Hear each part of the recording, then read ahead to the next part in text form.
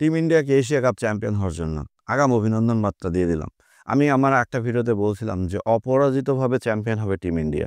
আসলে আমার কথাটা ঠিক হতে যাচ্ছে যে অপরাজিতভাবে চ্যাম্পিয়ন হবে টিম ইন্ডিয়া। এশিয়া কাপে অন্তত হারানোর মতো শক্তি টিম ইন্ডিয়ার কারো নাই। কারণ পাকিস্তান ফাইনালে গেছে, পাকিস্তান ফাইনাল খেলবে ইন্ডিয়ার সাথে, কিন্তু পাকিস্তানের যে টিম, এই ব্যাটিং লাইন আপ ইন্ডিয়ার বোলিং লাইন আপের সামনে দাঁড়াতে পারবে না।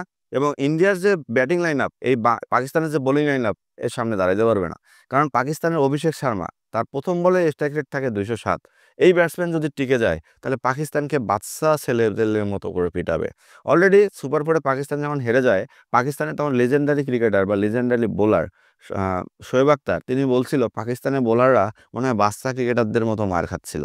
আসলেই কথাটা সত্যি, কারণ এমন বাচ্চা ক্রিকেটারের মতো মার আমার মনে হয় পাকিস্তানি বোলাররা এর আগে কখনো খায় নাই। বা পাকিস্তানের যে বোলিং অ্যাটাক ছিল, আমার মনে হয় বোলিং অ্যাটাক এমন মার খায় না যেটা সুপার ফোরে পাকিস্তানি বোলাররা মার খেয়েছে।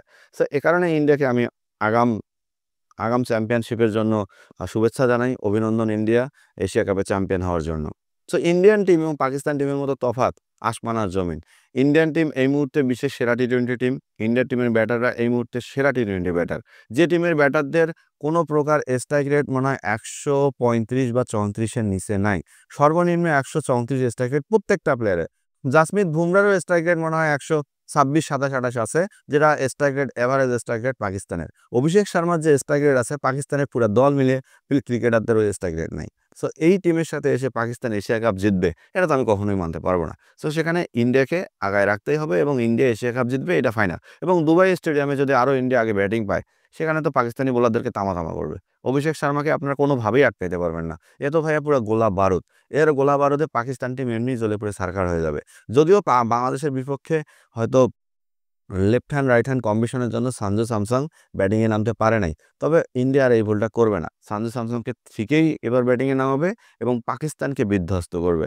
দেখেন শুভমান গিল, সানজু সানজু স্যামসং, অভিষেক শর্মা, সূর্যকুমার যাদব, চারটা ভারতের গোলা বারুদ। পাকিস্তান এই চারজনের কাছে বিধ্বস্ত হয়ে যাবে। আজকে বীরেন্দ্র সেহবাগ একটা কথা বলছে যে ভারতের টপ 4-এর কাছেই পাকিস্তান হেরে যাবে। যদি টপ 4 ক্লিক করে, টপ 4 যদি ক্রস না করে, পাকিস্তানি বোলাররা চোখের পানিতে ভাসবে। কারণ তাদের চোখের পানিতে ভাসানোর জন্য কোনো নদীও খুঁজে পাওয়া যাবে না, এমন একটা অবস্থা হবে মার খেতে খেতে। সো তার কথার সাথে আমি একমত। কারণ ভারতের যে ব্যাটসম্যান ফিল্ডার নামে রে ভাই, এদের হাতে যে মার, যে স্ট্রোক, এদের যে এক একজনের স্ট্রাইক রেট পাকিস্তানি ব্যাটারদের নাই এবং পাকিস্তানি বোলারদেরও এমন অ্যাভারেজ নাই যে এদেরকে থামাইতে পারে। তো সেক্ষেত্রে আগে পাকিস্তান কোনোভাবে এশিয়া কাপ জেতার যে একটা কন্ডিশনে থাকবে সেটা দেখতেছি না। হ্যাঁ, তারা বাংলাদেশের সাথে খুব ভালো খেলে আসছে, তবে বাংলাদেশ যে মানের টিম, সে মানের টিমের সাথে ভালো ইন্ডিয়াও খেলে আসছে। তো সেখানে ভারত এবং পাকিস্তানের যে একটা ফাইনাল হবে, এটা আমি অনেক আগে থেকেই আপনাদের বলছিলাম।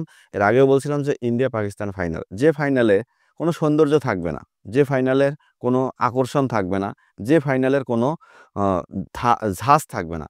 কারণ ইন্ডিয়া পাকিস্তান মানেই এখন রাজনীতির একটা টপিক। ইন্ডিয়া পাকিস্তান মানে একটা রাজনীতির টপিক।